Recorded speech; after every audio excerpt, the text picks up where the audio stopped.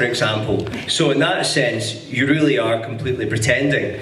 So we were just kind of moving around the cart, trying to pretend we were hammering things, which was funny in itself anyway. But then I had a line, something about sticking a thistle up somebody's arse, or something, and the line kept changing.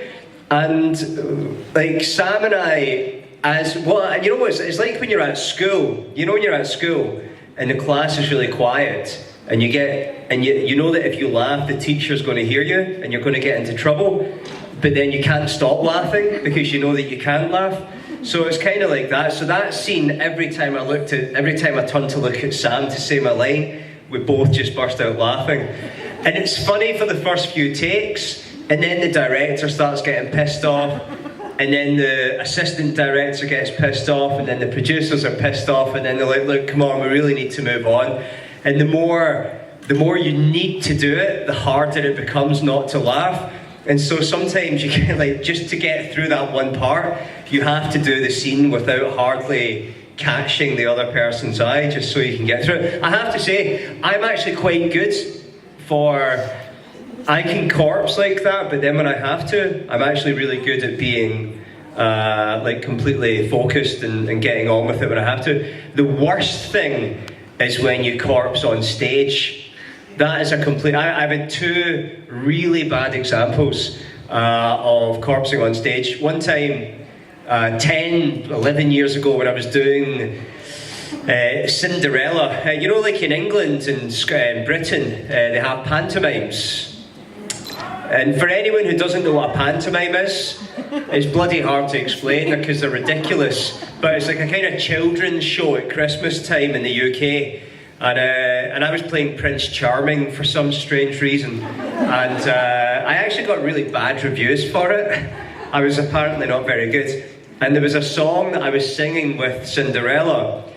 And I was late to get on stage. I was standing backstage speaking to the costume lady. And I heard the Prince's arrival music. And I was meant to walk out on stage and go, hello, welcome to the ball, or whatever. And I heard this music and I said to the costume lady, I don't remember anyone else coming out to my music, that's strange, blah, blah, blah, talking away. And then about 5 seconds later, I heard the music again, and I was like, fuck, it's me. So I ran and I came out onto the stage, and you know, the rest of the cast were looking at me like, what are you doing? The pantomimes aren't very serious, so you can kind of get away with some stuff. But I ran down, I couldn't stop laughing. And I immediately went into a song with the princess. And I can't remember, I was Cinderella. I can't remember what the song was now. I think it was a song that was specially written for the show. And we started singing into each other's eyes. And as soon as I started singing, I just burst out laughing. And trying to sing when you're laughing is absolutely fucking impossible. And that was, you know, she wasn't very happy with me. But when I was doing cabaret the following year, and I mean, cabaret is at times... Does everyone know cabaret? And for anyone who doesn't, it's set just in the build-up to the Second World War. It's in Berlin in the early 30s when Berlin was the party capital of Europe. And there's a scene in the show where I get caught by the Nazi guards, and they have to start kind of punching me and hitting me with a club.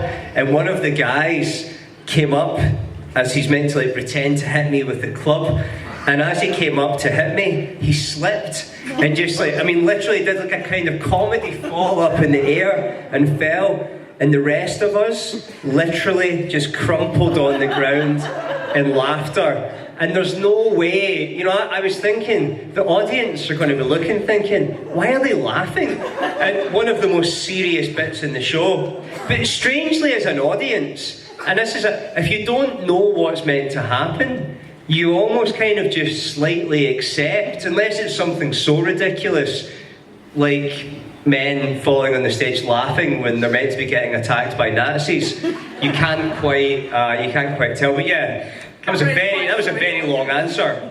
Huh? Cabaret is quite surreal anyway, I guess, so if you don't know it, you might... Yeah, you can kind of cover it. You're laughing and then you pretend you're crying. So like, you know, so you just roll about. So you can make it work. Thank you for that. It was worth it just for that last bit. Thank you. That's how to laugh and cry at the same time. Hello.